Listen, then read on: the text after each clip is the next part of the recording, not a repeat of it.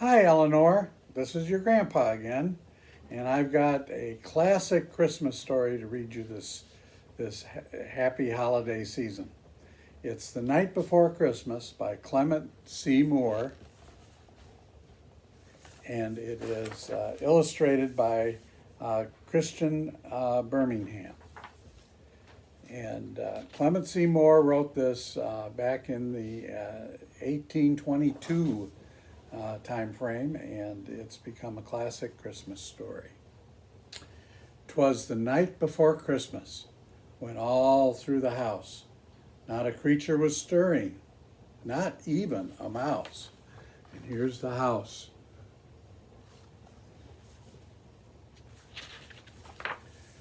The stockings were hung by the chimney with care, in hopes that St. Nicholas soon would be there. And here's the stockings being hung in that house.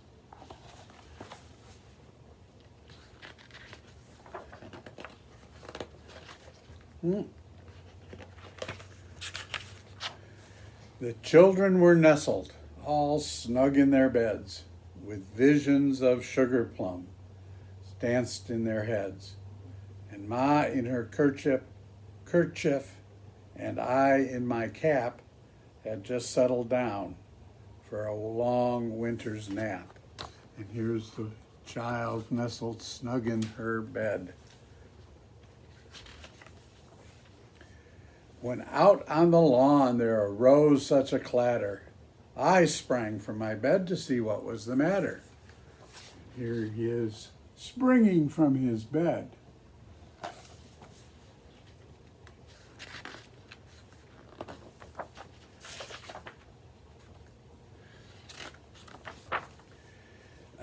Away to the window I flew like a flash, tore open the shutters, and threw up the sash. The moon on the breast of the new fallen snow gave a luster of midday to objects below. When what to my wondering eyes should appear but a miniature sleigh and 8 tiny reindeer.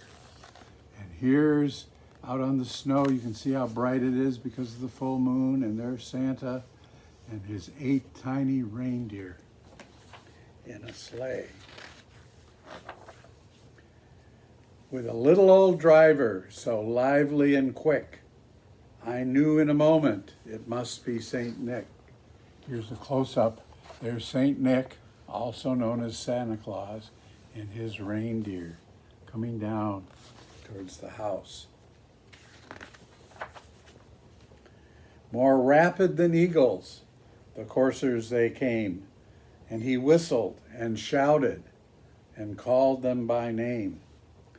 Now Dasher, now Dancer, now Prancer and Vixen, on Comet, on Cupid, on Donder and Blitzen.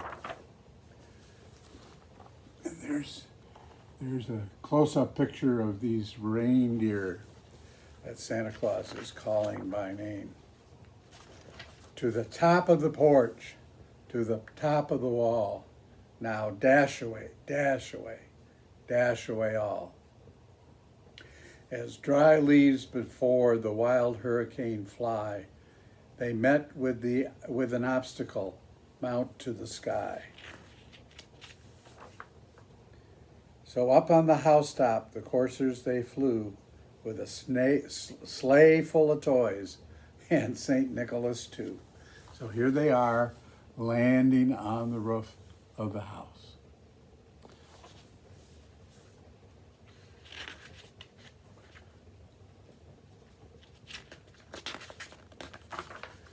And then in a twinkling I heard on the roof the prancing and pawing of each little hoof.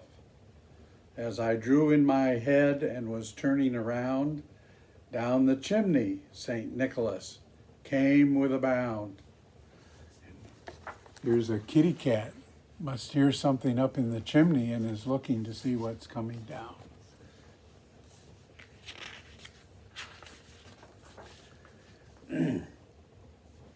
He was dressed all in fur from his head to his foot, and his clothes were all tarnished with ashes and soot.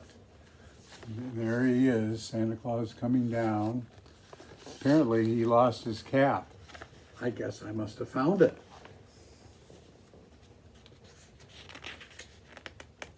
Oh, and look it. There's the cat looking at Santa Claus as he's coming down the chimney. I wonder if your cat will be looking out for Santa Claus. A bundle of toys he had flung on his back, and he looked like a peddler just opening his sack. His eyes, how they twinkled, his dimples, how merry. His cheeks were like roses, his nose like a cherry. And here's a little picture of some of the toys that he brought down the chimney with him.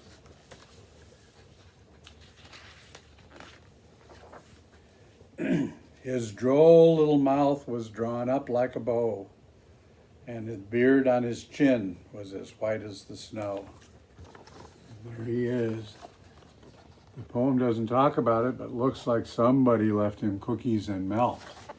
No wonder he looks a little overweight.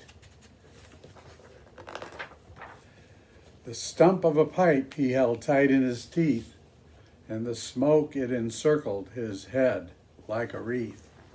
And here he is taking toys out of the pack that he brought down, and the cat under the watchful eye of the house cat.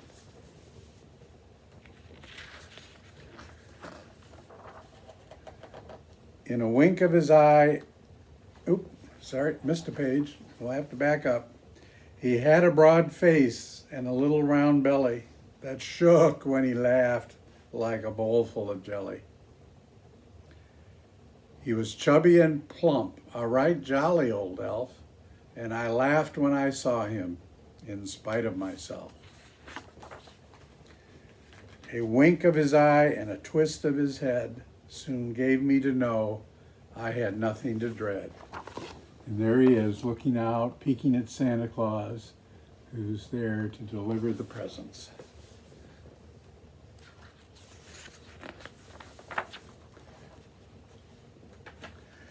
He spoke not a word, but went straight to his work and filled all the stockings, then turned with a jerk, and laying a finger aside of his nose and giving a nod, up the chimney he rose.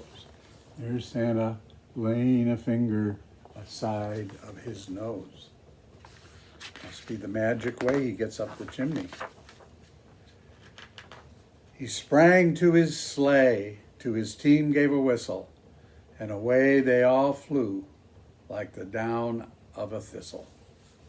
And there they are, the sleigh and the reindeer leaving the roof. And there's the chimney that he just came out of.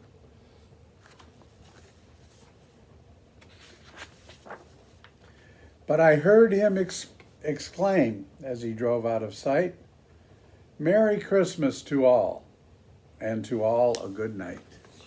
And here he is, flying away in front of the silvery moon. And that is what he was doing on Christmas Eve. So on Christmas morning, good little boys and girls can go and see what Santa has left them. It's been great reading this book to you, and we wish you and your whole family Merry Christmas.